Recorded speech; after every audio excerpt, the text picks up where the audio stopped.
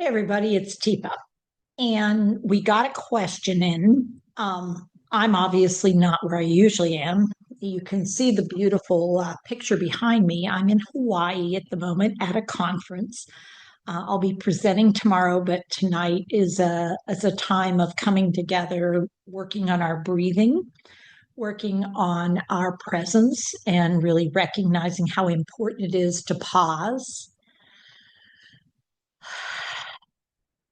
to take a breath, to consider what it is you intend to do as you move forward, and then fill your bucket so that you can pour out all that you want to. So, sounds a little complicated, but actually, I'm looking forward to participating. Well, the topic for today, all that aside, or as part of that, is I got a question in. We got one in where a woman is wondering whether her husband's inability to walk, to use his legs, to move his legs even, is part of dementia, or would that be something else? And the answer is it could be either. Um, the reality of living with dementia means that you will experience brain changes. And there's an area of the brain up here in the central area on what's called the cerebral cortex, right up here, where you have a map of your body up there. And the map has sensory processing coming in and movement going out. Now, that is controlled. Part of it is controlled. The messages go down the spinal cord, and then they come out from the spinal cord into your extremities.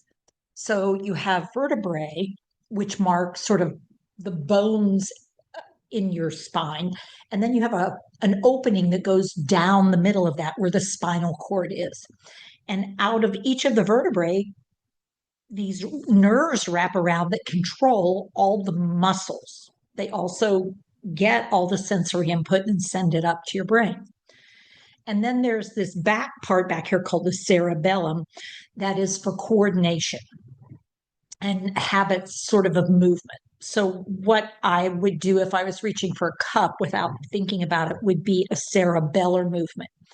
Me, let's see, for this cup, let's say for instance, I picked it up. That was fairly, I saw it, I wanted it. I just reached out, picked it up. I didn't think about it. It just was what I did because I've done it so long and so well. But to open up this container, because it has a lid on it to keep it from pouring out when I don't intend it to, what I have to do is I have to position my hand. Now, again, I've done this a lot with this cup, so I don't actually have to pay attention to what I'm doing. I can do it. And did you notice what I did there? I know that if I don't do that last little thing where I lock that down, this thing will fall back onto my nose as I take a drink. My bringing it up and taking the drink, I only have to be super careful if I get the sensory message super hot, super hot. This is really hot. And I would be very cautious in how I sit. But if it's something I know what the temperature is because I've already tasted it once or twice, then I would tip it up without thinking. My primary focus, my cerebellar function, is actually on our conversation, not on what I'm doing. So I can put that back over on the counter without actively thinking about it. So more down here than up here. So the question, his legs aren't working, could that be dementia? And the answer is, well, yeah, it could. If the messaging that I have going on in my brain and the pathways that the messages travel on are being destroyed by varieties of types of dementia, neurodegeneration, I could simply be having problems getting my body to do what my brain wants it to do, or my brain is having trouble recognizing it needs to do something. So, over time with dementia, and in some dementias, it's going to come much more quickly than other dementias. If you have an upper motor neuron disease, if you have ALS, is an example of one where you lose movement. You can have ALS that also has dementia as part of its profile. And that could be with a frontal temporal dementia, or it could be a Lewy body type dementia. Parkinson's is another condition, MS, another condition, where as part of the condition, I can also experience neurodegeneration in my cognitive capacity. So you would see both a motor capacity change and a cognitive change. Uh, we can also see things like, for instance, primary sort of progressive supranuclear palsy has a pattern of cognitive loss, but there's also a huge motor component to the loss. And the motor actually might show up before some of the cognitive changes are really evident. You can also have sort of corticobasal degeneration, which is another movement disorder. Um, so the reality is it could very well be a dementia, but I need to know what the profile was leading up to that because there should be a pattern that we can establish. But there are other reasons why legs don't work. The person might have had an unobserved fall and they might have hurt their spine and now their legs don't work. Classically, we would also see things about urine and being able to get urine to come out and control urine. That would change about at the same time. It could also be that there is a herniation of a disc, and because the person can't articulate or talk about what else they're experiencing, and we may miss signals that there's been damage to the spine. It could be that there's a medication problem so that the person can't get their body to do what their brain wants it to. Classically, I would also see some changes in my hand function, but I might see significantly more. It could be that I've had strokes and that might be causing problems. And the strokes might not be in my brain, they might be in my spinal cord. So I wish there was an easy, quick, absolute answer that I could offer you. But what I'd say is if it's something relatively new and it doesn't seem to fit with the other things you've been experiencing, it's time for a conversation. It's time to ask some really good questions and to get some feedback because we want to be careful that we're not missing something that could be resolved. And so, for sure, what I know is when you can't use your legs, care patterns really change significantly.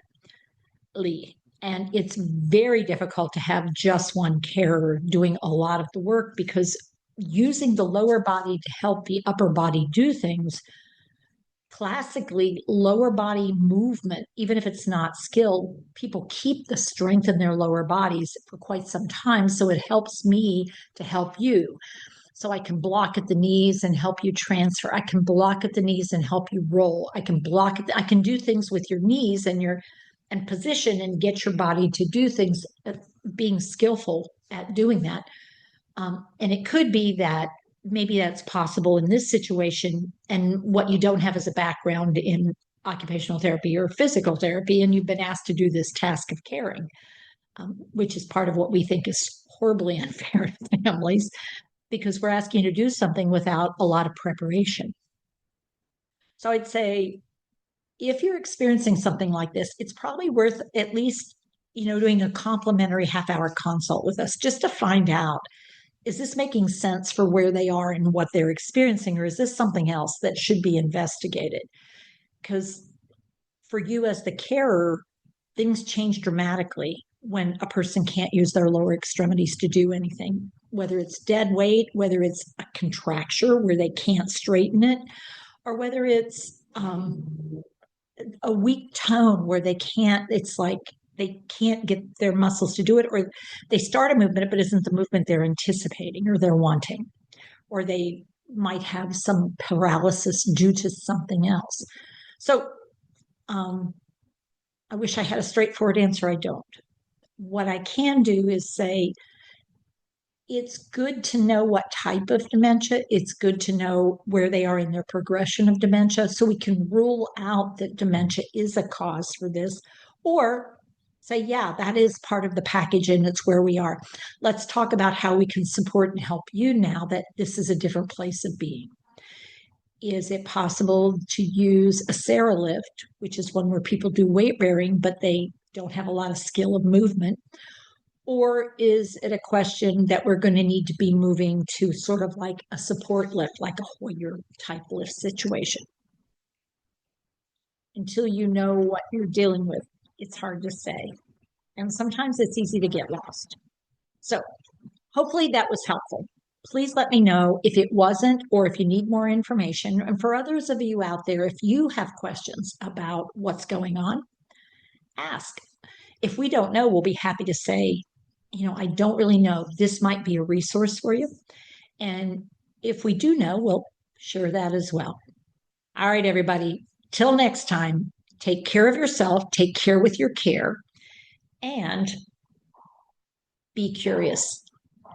And find somebody to ask questions of that you trust and see where it takes you. Thanks.